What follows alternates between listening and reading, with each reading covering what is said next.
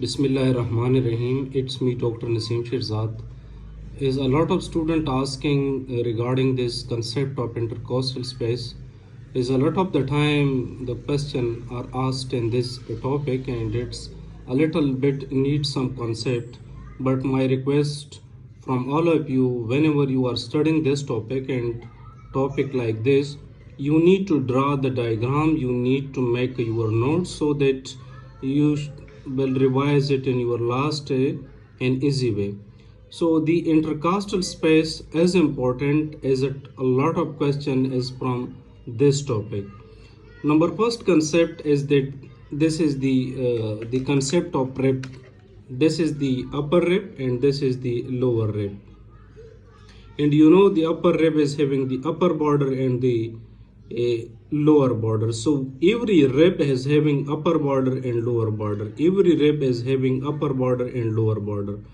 But you need to remember that the inferior border of every rib, it's not a superior or inferior rib. Whenever we are talking the inferior border, it may be a superior rib or inferior rib. Any ribs contain in their lower border the neurovascular bundle in a place which is called the costal groove. So forget about it is a superior rib, it's an inferior rib, but every rib in their lower border contain neurovascular bundle in a costal groove. So this is important, right? And like this is the lower rib, for example, its upper border and its lower border. The lower border again containing the neurovascular bundle. So this concept is important.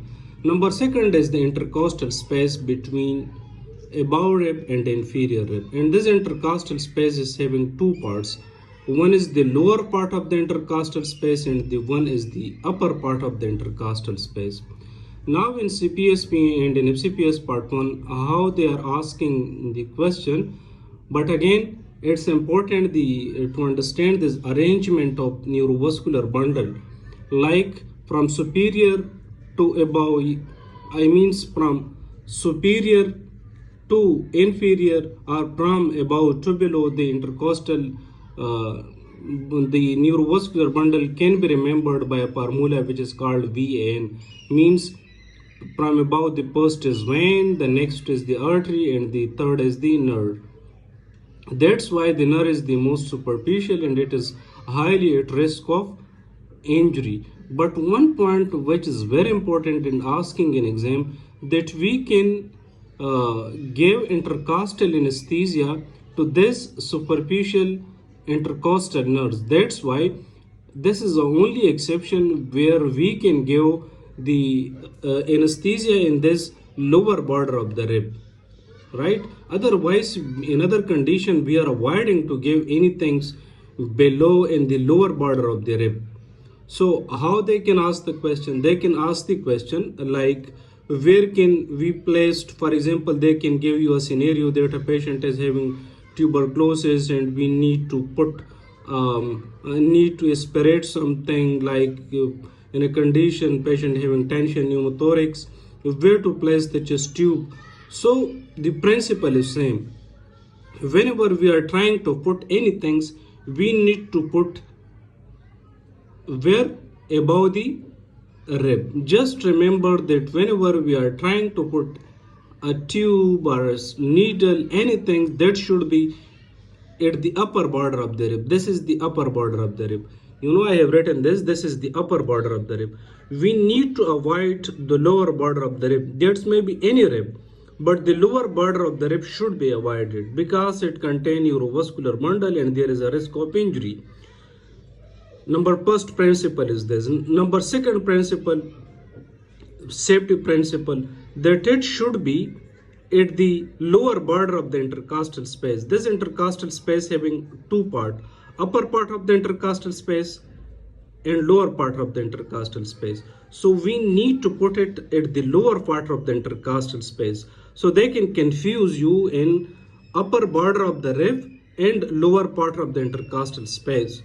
So this is intercostal space and this is the upper part of the intercostal space, and the upper part of the intercostal space is actually the lower border of the rib. So that's why we will be putting our tube, our needle at the upper border of the rib, because this is the upper border, there is no neurovascular bundle, or in the lower part of the intercostal space. This is the lower part of the intercostal space. So this concept is important. So this is the another concept, and also remember that the neurovascular bundle is located actually between the internal and innermost layer. This can be asked in a question. Again, they can ask in the landmarks and in applied anatomy, like the maxillary line, which is very important. The mid-axillary lines is a place where all three lobes of the lung can be auscultated.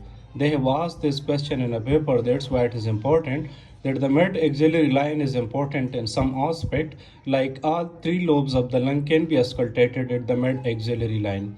The second concept is the biopsy site for the liver is actually typically between the 7th and 8th intercostal space, and again it is in the mid-axillary line, which is also a point of maximal dullness. So these two questions can be asked. Number second is attention pneumothorax. You know well that for attention pneumothorax, one is the immediate step, and in which we are placing just a needle just to give a relieve the patient from that emergency, and that needle decompression is an emergency treatment, and it's involved the insertion of a large bore needle into the space of mid-clavicular line in the second intercostal space. So again, it's an important point for MCQs. But when they ask that how to insert a tube, which is a definitive treatment, and that's involved the placement of the chest tube at the interior axillary line, and that is in the fifth intercostal space. So for emergency, we are placing just a needle, and that should be placed in the mid-clavicular line in the second intercostal space, while the definitive treatment for attention pneumothorax, that is the interior axillary line in the fifth intercostal space, like I have written here. Now, in case of pericardiocentesis, the needle should be inserted into the pericardial cavity through the fifth intercostal space, and that should be to the left of the sternum. The hyperresonance area in the chest that is located between T2 and T4 level, and the area which is normally resonant, one is the hyperresonant and the other is the resonant area. So the hyperresonant is between T2 T4, while that of normally resonant area is second to the fourth intercostal space on the right side. If you check it on the back side, that should be third to eighth rib, and they're asking about the nipple that is located the fourth intercostal space, and that is 10 centimeter from the midline. The oblique pressure of the lung is located at T3 T6. So this is important.